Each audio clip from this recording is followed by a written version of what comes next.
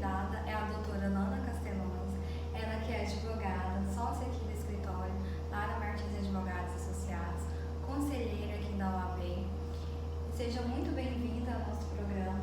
Eu fiquei muito feliz de você ter aceito o convite. Nós estamos aqui para tratar de um assunto muito importante, que é o direito de família, que é a área de especialidade da doutora. Obrigada, Rayane. É um prazer ter você aqui no nosso escritório. Você é muito bem-vinda. Um abraço para todos e todas que estão acompanhando esse canal da Rayane. E muito obrigada pela oportunidade de estar aqui com vocês. E eu queria falar com você, tirar uma dúvida, eu acho que muita gente tem, né? Agora nós estamos voltando à rotina de trabalho, né? A gente passou aquele período de isolamento e teve uma mudança na rotina de todo mundo, né? E nós, advogados, também vemos isso em relação às demandas, né, que nossos clientes trazem até nós. Em relação ao direito de família, o que você viu assim, que mais teve de mudança, de aumento, de diminuição? Qual foi o que você mais percebeu assim, nas questões relativas familiares? Rayane, então, dentro do direito de família, como a gente lida com laços familiares, com problemas, com questões que nascem dentro do ambiente familiar, com o isolamento familiar, a gente percebeu um aumento nas demandas de divórcio. Por quê? Porque muitos casais procrastinam a separação, até para não ter um desgaste ainda maior quando for dividir o patrimônio, porque a gente sabe que o casamento, o convívio, até mesmo na união estável, gera alguns deveres, inclusive patrimoniais, né? Então o casamento tem um regime de bens que os cônjuges escolhem na hora que vai casar, lá no cartório, né? Na união estável, a lei já define um regime de bens que vai incidir sobre quem vive no união estável. Então esses casais acabam que percebendo, prevendo discórdias contra essa divisão patrimonial, eles procrastinam, eles decidem deixar do jeito que está. E aí, com a pandemia, aconteceu o quê? O isolamento social. Esses casais tiveram que conviver mais, né? Não tinham para onde fugir. Né? Exatamente. Então, aí, os problemas que existiam ficaram mais intensos, porque o nosso emocional ficou mais prejudicado. Todo mundo juntou o medo dessa doença que ninguém sabe o que ela é capaz de fazer, da velocidade de contágio dessa doença. Inclusive a gente está aqui sem máscara, né, Rayane? Mas a gente tomou todas as precauções, né, exames, né, enfim, para saber se a gente podia estar aqui sem máscara. E aí, até então, a gente ficou recluso dentro de casa com medo, trabalhando home office, quem podia, enfim, todo mundo está cansado de saber o que aconteceu. Então a gente já tinha aquele medo da doença, e aí juntou aquele medo e com os problemas domésticos que já existiam e agora ficaram intensificados, os divórcios aumentaram muito, né? Então eu percebi que teve esse aumento de demandas de divórcio, de destituição da união estável, quem vive em união estável, né, quis separar também. Isso aconteceu. E junto com isso, a gente, não sei se a gente vai constatar aqui agora, mas junto com o divórcio, né, essa separação, né, também a destituição, né, no caso de união estável, também quem tem filhos advém outros problemas juntos, né? Questão, quem vai ficar com a guarda, regularização de visitas, a pensão. E muitos casais, às vezes, não têm a maturidade suficiente para lidar, né, com essa separação. Às vezes está muito magoado, não sabe administrar esse sentimento e acaba utilizando os filhos, né, intencionalmente ou não, como uma moeda de troca, como um jogo, né? Inclusive, em alguns casos mais graves, eles podem até estar sofrendo, né, alienação parental, né, por ficar ali no meio, né, da briga de um casal, sendo que eles não têm nada a ver com o que está acontecendo, né?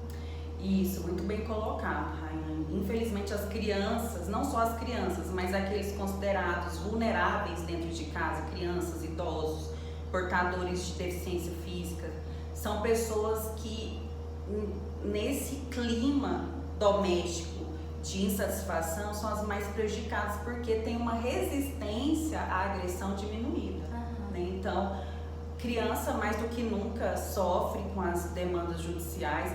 Infelizmente, muitos pais ainda querem usar a criança de barganha. Ah, não pegou pensão, você não vai ver seu filho. Ah, você não está deixando eu ver meu filho, eu não vou pagar a pensão desse mês. E fica aquela palhaçada, como se a criança tivesse culpa daquilo tudo que está acontecendo. Né? Então, infelizmente, os pais não têm essa consciência e impedem o convívio. É um pecado, é uma agressão ao direito de convivência da criança quando um genitor impede que o outro veja, conviva com a criança, independente se está pagando pensão ou não. É direito da criança estar com aquele genitor, com aquela genitora que é devedor de alimentos, né? Porque a gente sabe que existem demandas judiciais, remédios processuais para executar o devedor de alimentos. Agora, quem não pode sofrer com isso tudo, mais do que já está sofrendo, porque já não está recebendo alimentos, aí agora vai perder o convívio com o pai ou com a mãe, né? Então isso não pode acontecer. E isso tem aumentado porque muitos pais e muitas mães, aqueles detentores da guarda, Rayane, eles estão usando a desculpa da pandemia para impedir o acesso do outro genitor. E não é bem assim. Tudo bem que a gente tem que resguardar a saúde da família, da criança, principalmente se essa criança habita com pessoas do grupo de risco, mas o convívio, o direito dela de conviver com o pai ou com a mãe, principalmente se for uma criança de tenra idade, é essencial para o pleno desenvolvimento físico, mental, psicológico dessa criança. E até me surgiu uma dúvida, acredito que muitas pessoas que têm estado assistindo podem ter essa mesma dúvida. Referente às demandas familiares, a gente, né, que tem um pouco de conhecimento, sabe que em alguns casos é encaminhado, né, o acompanhamento com o psicólogo. Sim. E nessa época de pandemia, que foi suspensa várias coisas, como que ficou? Adiou? Tá tendo essa por videoconferência? Como que ficou isso na casa? Terrível. Algumas audiências estão sendo marcadas por videoconferência, mas alguns advogados preferem esperar presencial. E alguns juízes intimam, né, notificam psicólogos para promoverem aquela perícia, né, necessária dentro dessa questão que principalmente envolve alienação parental na disputa de guarda, que é quando um pai ou uma mãe tenta convencer a criança de que o outro genitor é ruim para ela, tenta afastar essa criança do outro genitor por algum motivo. E esse tipo de alienação parental tem que ser combatido, só que aí chega no processo, tem a palavra do pai contra a mãe. Então tem que produzir prova. Quanto mais provas, melhor. Então existe uma necessidade muito grande desses peritos, de um assistente social, de uma psicóloga, de um psicólogo. E aí, com a pandemia, muitos estão sem poder atender isso, não tem uma estrutura para atender. O fórum mesmo, ele está sem receber, os servidores estão trabalhando em casa. Agora, dia 5 de outubro, vão retornar, um pouco de servidores vai retornar, mas a gente ainda não sabe se a gente vai poder ter um acesso maior físico como era antes da pandemia. Então, realmente, as ações de família foram muito prejudicadas com a pandemia. E a gente assim, até tem que ponderar, porque, por exemplo, as sessões que são realizadas entre o casal poderiam até ser por videoconferência, né? Mas e as que são realizadas com a criança, né, tem um jeito certo de conduzir a sessão. Sim. Então, por videoconferência ficaria meio prejudicado também esse trabalho, né? Fica. Então, aí, no caso, ficou tudo postergado, né? Ficou. Mas agora a nossa esperança é que as coisas vão retornar, aos poucos está retornando, mas infelizmente as famílias têm sofrido muito.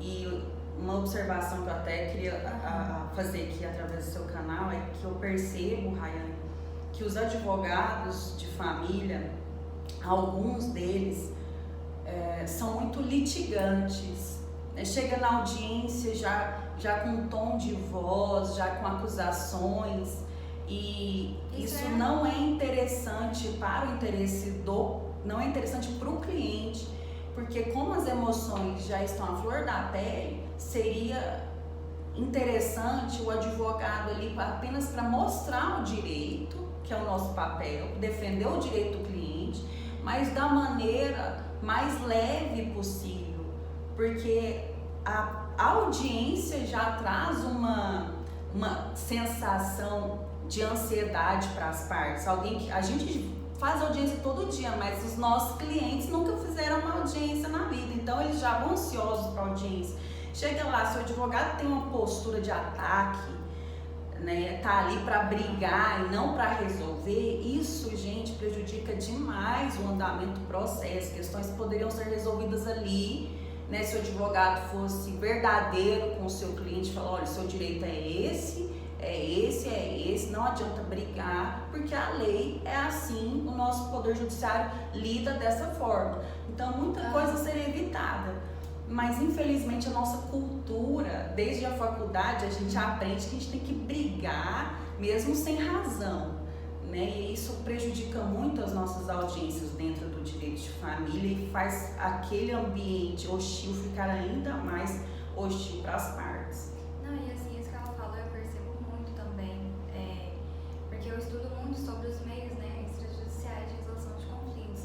Então, eu atuo muito com mediação, conciliação e arbitragem. Então, eu sou totalmente favorável, né? Porque você não está lá brigando com a outra parte, com outro advogado. Cada advogado está representando os interesses dos seus clientes e vocês estão lá para chegar a uma solução comum que os dois querem, né? Que seja melhor para todos. Então, se vocês podem negociar, podem chegar lá incentivando, né, uma resolução amigável para quem instigar para haver mais briga, para postergar mais, né? Exato. Então, é uma questão de consciência, assim, e que é totalmente uma atitude contrária ao fim pretendido, né? Porque você está ali para resolver, não para criar e tumultuar mais, né? Isso. O andamento. E o nosso judiciário, Rayane, ele está defasado, né? Então, assim, liminares demoram 3 meses para sair. Gente, uma liminar, que é uma decisão urgente, demorar 3 meses para sair, imagina uma sentença. Então, o nosso judiciário, infelizmente, está defasado. Então, se a gente não partir para uma tentativa de mediação, de conciliação dessas partes, para resolver o problema sem esperar a sentença do judiciário, isso aí essa briga vai para mais de ano e ano e ano, e eu acho que não é interessante nem para as partes, muito menos para o advogado ter que ficar sofrendo, levando aquele processo tanto tempo, sendo que já poderia ter resolvido lá atrás. É verdade, fica alimentando, né, algo ali ruim, né, para todos ali na relação. Sim. Uma dúvida também que eu teria, que aproveitar, né, a oportunidade para perguntar, foi sobre a questão da violência doméstica. Porque as partes foram obrigadas, as famílias, né, foram obrigadas a conviver mais, né, durante um certo período, né. Isso com certeza tende a aumentar um ou outro conflito, né. Lógico que nem todo conflito quer dizer que vai para vias de fato, vai para falta de respeito, né, não é nesse sentido. Mas algumas pessoas que já viviam essa situação, teve um aumento. Como que ficou isso com a questão? Rayane, eu tive essa curiosidade e aí algumas instituições fizeram esse tipo de pesquisa. Será que aumentou o índice de violência doméstica? Será que não? Né? E o nosso próprio Tribunal de Justiça no site tem disponível uma pesquisa que eles fizeram das notificações dos casos de violência doméstica. E qual que foi a surpresa? Não teve aumento. Eles fizeram uma busca de notificações antes e depois da pandemia. Notificações que eu digo, registros de ocorrência, né, quando a mulher vai até a delegacia, a mulher ou o vizinho, porque se você é vizinho e está vendo uma mulher sendo espancada pelo companheiro, você pode denunciar através do Disque 100, tá? Esse é um telefone, inclusive, fornecido pelo governo federal. Então, qualquer lugar do país que você esteja, se você ligar no Disque 100, você vai ser direcionado aí para fazer a sua denúncia. Bom, e aí, Rayane, a surpresa foi essa, que na pesquisa do nosso Tribunal de Justiça de Goiás, as notificações dessas ocorrências não aumentaram. Mas, qual que foi Só que os processos, porque quando a mulher vai para o hospital ele é obrigado a notificar a autoridade policial. Então, houve uma percepção de que, apesar de não ter a notificação, as mulheres estavam sendo vítimas de violência doméstica, mas não estavam tendo jeito de chegar até uma instituição para fazer o registro da ocorrência. Por quê?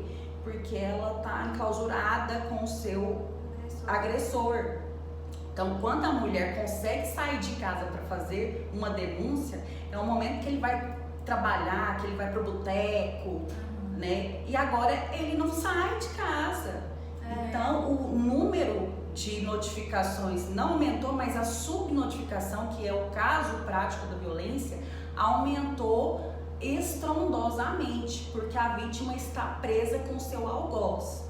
Então, infelizmente, isso está acontecendo, aumentou com o isolamento social, também é um fato em decorrência, um fato jurídico que veio, que decorreu da pandemia, do isolamento social.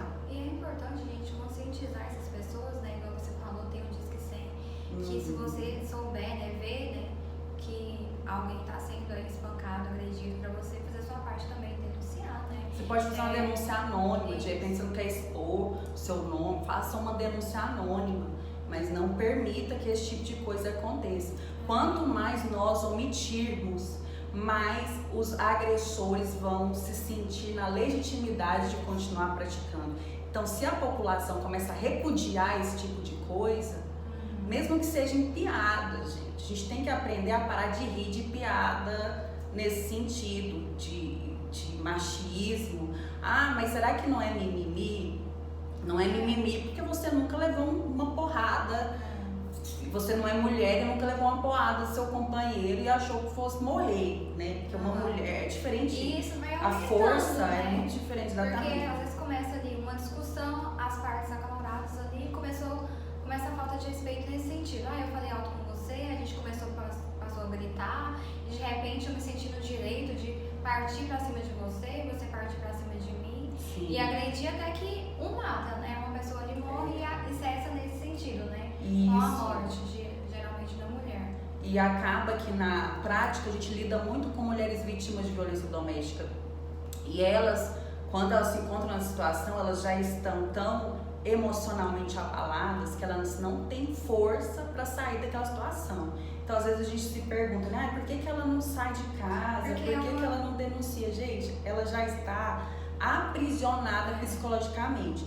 O agressor, isso é todo agressor, tá? Isso são pesquisas de casos concretos que demonstram que o agressor, ele afasta aquela mulher do meio social com uma justificativa de que quer cuidar dela, né? Ah, eu te amo, eu tenho que cuidar de você, você é minha princesa, e aí ele vai tolindo todo o acesso dela social. É aí que começa a perda. Antes da agressão se tornar física, ela começa psicológica, Isso. Né? Ela fica achando que ela tá dando razão pra ele ter mudado o comportamento e agir dessa forma ou na outra, né? Sim, então, ela não tem autoestima mais. Não tem autoestima mais. Geralmente a mulher que tem coragem de denunciar é aquela que percebe que os filhos já estão sofrendo. Porque quando é ela aguenta. Mas quando ela percebe que os filhos já estão sofrendo com aquela agressão, que os filhos já estão correndo o risco de serem agredidos também, porque quem bate na esposa bate nos filhos, bate em qualquer um, que é covarde. Então, aí ela cria coragem. Mas enquanto ela tá ali resistente, ela acha que ela é imortal. Na verdade, ela não acha nada, tadinha. Ela tá numa situação ali emocionalmente presa, escravizada, psicologicamente, ela não consegue sair. Então, não vamos julgar essas mulheres, vamos ajudá-las, vamos aconselhá-las, vamos denunciar, porque elas precisam da nossa ajuda. E às vezes também é até difícil para elas conseguirem um apoio, então, para elas formarem esse apoio, para conseguir de fato sair, né? Sim, muito difícil, muito difícil, então, gente. São várias questões que envolvem, né? Não vamos julgá-las, tadinhas, elas já sofrem demais por estarem nessa situação, vamos ajudar essas mulheres. Bom, eu acho que por hoje é o que a gente tinha para falar. Fiquei muito feliz. Mais uma vez, obrigada por ter participado. Espero que vocês tenham gostado. E eu vou deixar para vocês toda a qualificação, todo o contato da doutora Nona Castelões. Caso vocês tenham alguma dúvida, podem falar com ela, podem falar comigo e a gente está à disposição. Na verdade, o contato não pode deixar, né? Porque é infração ética. Mas o conselho que eu te dou, se você precisar de alguma ajuda, alguma orientação, procure um advogado da sua confiança. Vá na OAB, vá na Defensoria Pública, procure um advogado da sua confiança, mas não fique ali na dúvida, porque às vezes uma pessoa, para tentar te subjugar, fala que você não tem direito, mas na verdade você tem. Então vá atrás de um profissional da sua confiança para tirar suas dúvidas, não fique na escuridão aí do desconhecimento, porque a verdade liberta. É verdade. Obrigada, Então, tchau, Mariana. gente. Fica Um com abraço Deus. para todo mundo.